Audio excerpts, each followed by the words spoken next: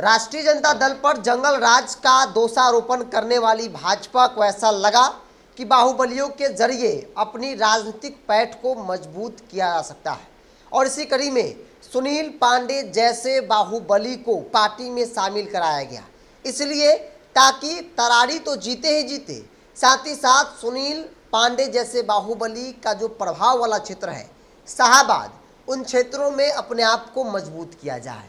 लेकिन प्रशांत किशोर के ऐलान ने भाजपा के मंसूबे पर पानी फेर दिया है। प्रशांत किशोर के ऐलान ने बाहुबली वाले समीकरण को ध्वस्त कर दिया है। नमस्कार, द इंडिया टॉप देख रहे हैं, मैं हूं आपके साथ बिरजू सिंह। तरारी सीट पर प्रशांत किशोर ने अपने उम्मीदवार उतार दिए हैं, नाम के अनाउंस कर दिया है।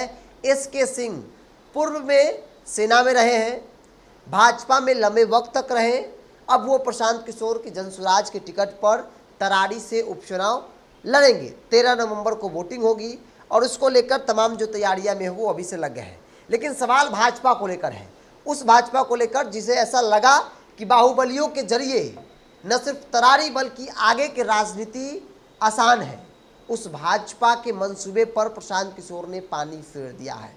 देखिए, जब भी बिहार में बाहुबलियों का जिक्र होता है तो टॉप 5 बिहार के बाहुबली में एक नाम सुनील पांडे का भी है। हुलास पांडे जो उनके भाई है उनका नाम है। मतलब जो भाजपा जंगल राज का दोषारोपण आरजेडी पर करती है और कहती है कि आपके शासनकाल मतलब जंगल राज, लालू राबड़ी शासनकाल मतलब जंगल राज, और उसी लालू राबड़ी शासनकाल में सुनील पांडे, हुलास पांडे जैसे बाहुबलियों का तूती बोलता था, मतलब कि इनका साम्राज्य चलता था, जो कहे वही सही, ये स्थिति थी तब। और वैसे वैसे कुख्यात वैसे वैसे बाहुबलियों को भाजपा अपने शरण में, एनडीए जो है अपने शरण में लेकर आगे की राजनीति करने की सोच रही है। कई लोग पहले से हैं, न सिर्फ भाजपा बल्कि विभिन्न जो गठबंधन के सहयोगी दल हैं, चाहे वो चिराग पासवान के पार्टी में हुलास पांडे हो। हुलास पांडे के बारे में अगर आपको जानना है तो गूगल पर जाकर देख लीजिए, हुलास पांडे कौन है। कोई दूध का धुला नहीं है।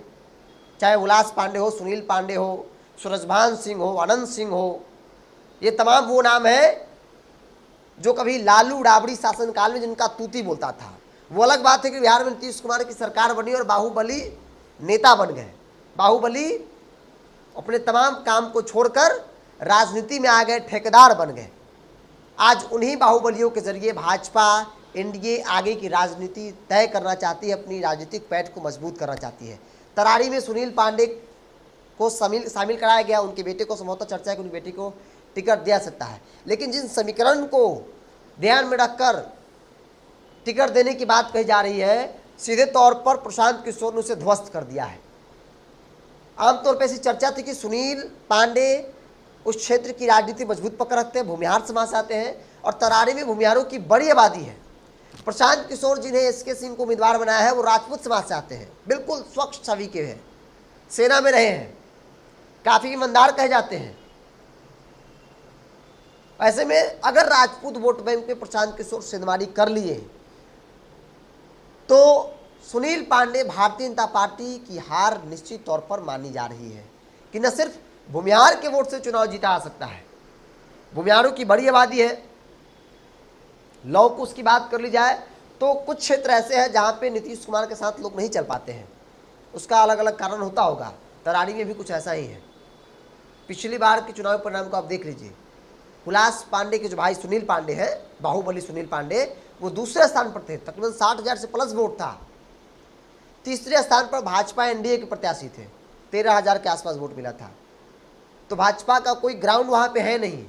ऐसे में सुनील पांडे जो बाहुबली है, उनके जरिए वहां पर अपने आप को मजबूत करने की कोशिश, एक समीकरण पर प्रयोग करने की कोशिश, बाहुबलियों के जरिए अपने आप को स्थापित करने वाले जो समीकरण है वो प्रशांत किशोर ने ध्वस्त कर दिया। इसलिए चूंकि राजपूत उम्मीदवार उतारे गए हैं, अगर राजपूत 10,000 भी वोट काट लिए, इसके सिंह 10,000 भी वोट काट लिए, तो फिर सीधे तौर पर एनडीए की हार, एनडीए का समीकरण ध्वस्त हो जाएगा, भाजपा के मंसूबे पर पानी फिर जाएगा। और इसी के साथ चर्चा भी होने लगी, एक तरफ बाहुबली, दूसरी तरफ कौन है भाई, वामदल से कौन आएगा, ये भी देखने वाली बात होगी। लेकिन फिलहाल जो लोग मैदान में दिख रहे हैं, सुनील पांडे, दूसरी तरफ एसके सिंह, इनको लेकर चर्चा जो है वो खूब हो रही है कि एक तरफ बाहुबली, कुख्यात की जो लिस्ट है उसमें एक नाम सुनील पांडे का भी आता है, और ऐसे में एसके सिंह सामने हैं, बिल्कुल स्वच्छ छवि के हैं, पूर्व में सेना में रहे, तो ऐसे में उनकी ईमानदारी पर कोई सवाल जो है वो नहीं खड़ा हो सकता है। बहरहाल देखने वाली बात होगी, जब पत्ते खुलेंगे धीरे धीरे दर बर दर खुलेंगे तो कौन किस पर दाव लगाता है ये भी चीज़ें स्पष्ट हो जाएंगी। लेकिन फिलहाल अब तक एक नाम आ गया है, एक नाम लगभग तय है, बस आधिकारिक तौर पर ऐलान होने बाकी है। दिल्ली और पटना में मंथन का दौर जारी है भाजपा के अंदर कि भाई किसको बनाया जाए। हालांकि किसको बनाना है ये कहने की जरूरत नहीं है, लेकिन फिर भी मंथन का दौर जारी है, कभी भी कुछ भी हो सकता है। वामदल महागठबंधन से कौन होगा ये भी देखने वाली बात होगी। आपकी क्या राय है, आप अपनी राय को कमेंट्स बॉक्स में रखिए। अगर आप मेरे चैनल को यूट्यूब पर देख रहे हैं तो सब्सक्राइब कर लीजिए, फेसबुक पर देखें तो पेज को लाइक और फॉलो कर लीजिए।